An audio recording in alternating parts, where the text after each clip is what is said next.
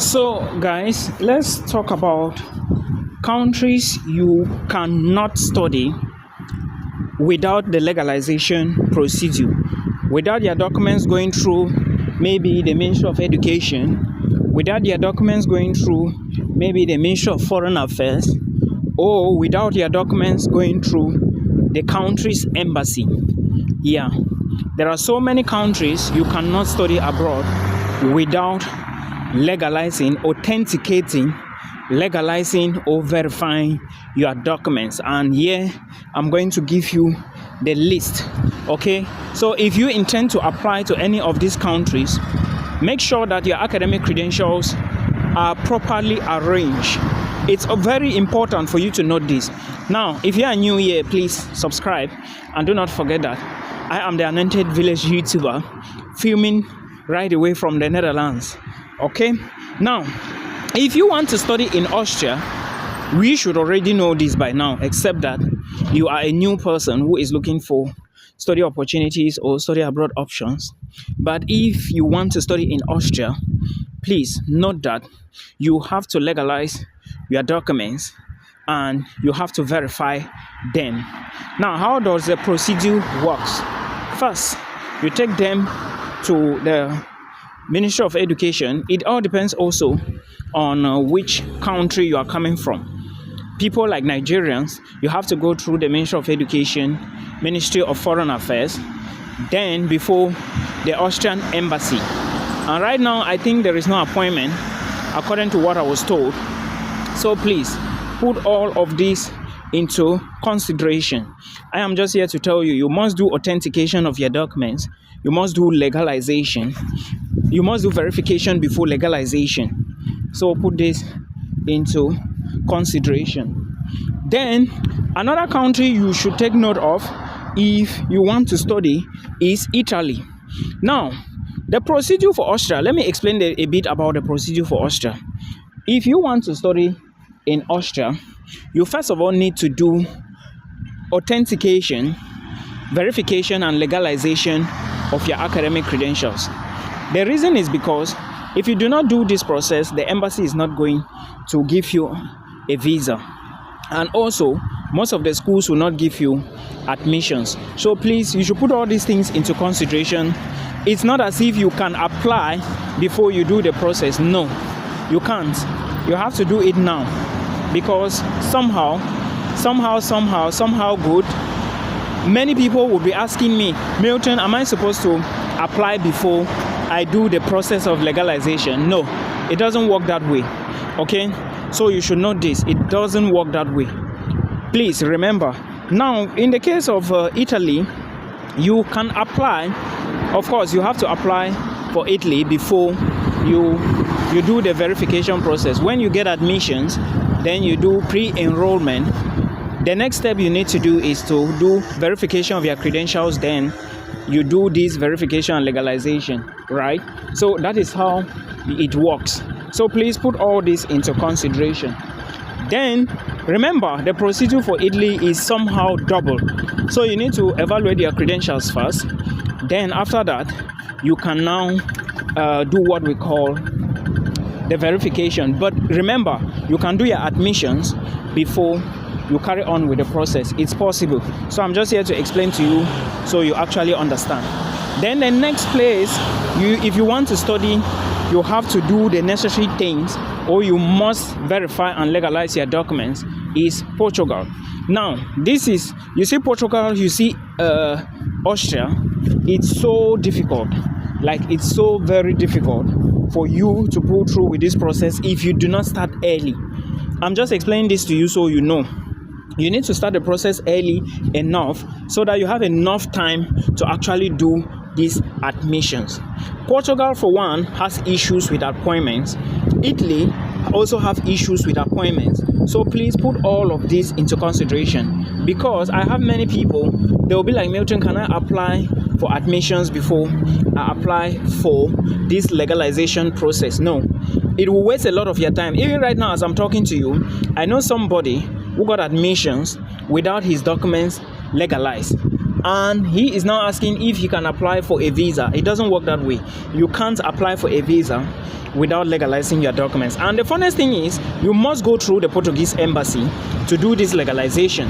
It's not something you can do only at the level of the Ministry of Foreign Affairs or External Relations in Cameroon or in Nigeria. So guys, put this into consideration. It's so important.